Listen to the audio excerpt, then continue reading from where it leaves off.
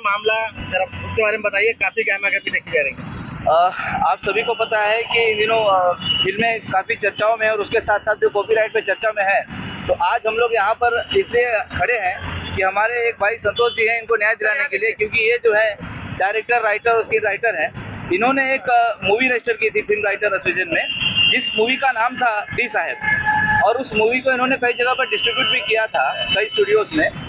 उसके बाद में क्या हुआ, उसकी बहुत सारी कॉपीज़ हुई। कॉपी के बाद में ये जो मूवी जो रिलीज़ हुई है धुरंधर, इनका ऐसा कहना है, और हमारे केस में भी हमने यही चीज़ मांगी है कि पहले फिल्म तो रिलीज़ हो गई है, किंतु जो OTT प्लेटफॉर्म पर इसको रिलीज़ कर रहे हैं उसको रोका जाए, क्योंकि हमारे जो राइट्स है उसको कॉपी करके इसको बनाया गया है।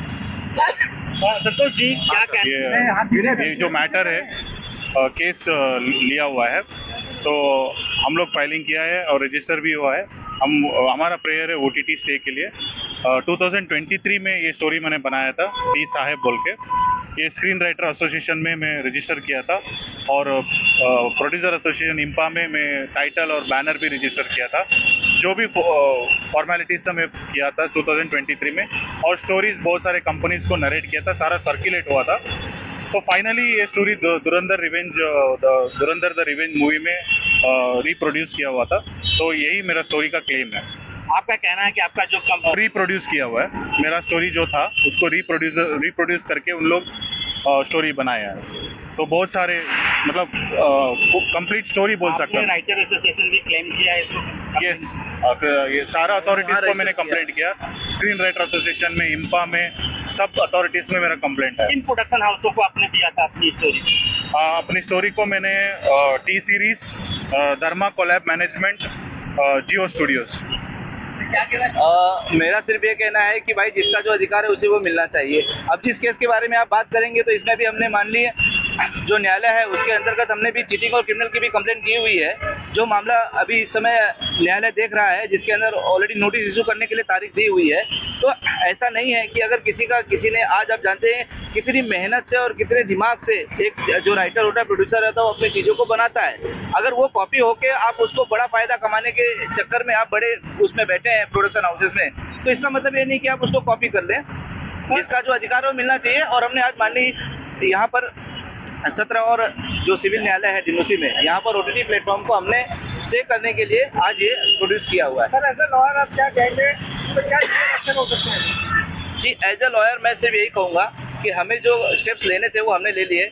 हमने एक सिविल सूट दाखिल किया है, जिसके अंतर्गत हमने स्टे के लिए रिक्वेस्ट की है OTT प्लेटफॉर्म पर। हालांकि पहले जो मूवी रिलीज होकर मुनाफा कमा चुकी है, उसमें भी हम अपना अधिकार मांगेंगे।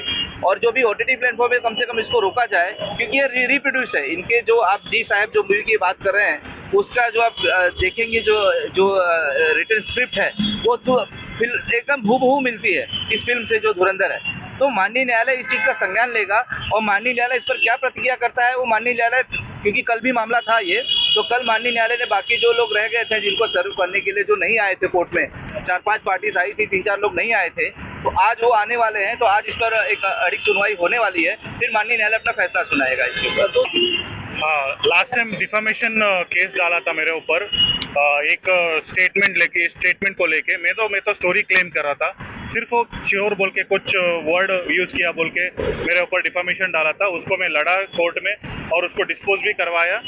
और बाकी है ना, मैं जो भी बात करता हूँ उन लोग बोलते हैं डिफेम, लेकिन उन लोग मेरे ऊपर बहुत डिफेम करते हैं। हम लोग नोटिस दिया संतोष कुमार को, हमको केस किया संतोष कुमार के ऊपर, संतोष कुमार अपोलॉजी किया, ये सब उन लोग पब्लिक में बात करते हैं। जब मैंने कुछ बात करते तो उन लोग को लगता है डिफॉर्मेशन। वो सही नहीं है। जो भी है, मेरे को लगता है कानून के सामने कोई बड़ा नहीं है, कोई छोटा नहीं है। जो सच्चाई बाहर आना चाहिए। I am a very ethical writer, and from 12 साल से मैं इंडस्ट्री में हूँ, मेरा सारा खानदान भी फिल्म इंडस्ट्री में। हम गलत काम नहीं करते, जो सच्चाई है वो बाहर आना चाहिए सर। मीडिया लोग पब्लिक को रीच करना चाहिए कि ये सच्चाई जो है वो बाहर आना चाहिए। मेरा जो मेहनत है, ये स्टोरी स्क्रिप्ट मैंने बनाया, और मेरे को न्याय दिलाने के लिए भगवान ने वीके दुबे को भेजा है। मेरे को लग रहा है उनके सारे टीम बहुत एंथुसियास्टिक के काम कर रहे हैं। मेरा जो भी ड्राफ्टिंग है सब कुछ अच्छा से करके मेरे को न्याय दिलाए, तो मेरे को पूरा कॉन्फिडेंस है सर। आपका साथ चाहिए प्लीज। सर, क्या कुछ कहना कि आज भी देश में अगर कुछ होता है गलत, तो एक आम व्यक्ति है, उसका जो है वो सिर्फ न्यायालय पर भरोसा रखता है। तो हमें माननीय न्यायालय पर पूरा भरोसा है। और न्यायिक प्रक्रिया के तहत हमने जो एक चीटिंग का केस करना था वो ऑलरेडी हमने माननीय अंधेरी न्यायालय में फाइल किया हुआ है, वो भी माननीय न्यायालय उसकी सुनवाई जल्द करेगा। और जो सिविल केस है कि अगर ओटीटी प्लेटफॉर्म पे रिलीज होने के लिए स्टे देना है नहीं देना है वो माननीय न्यायालय तय करेगा।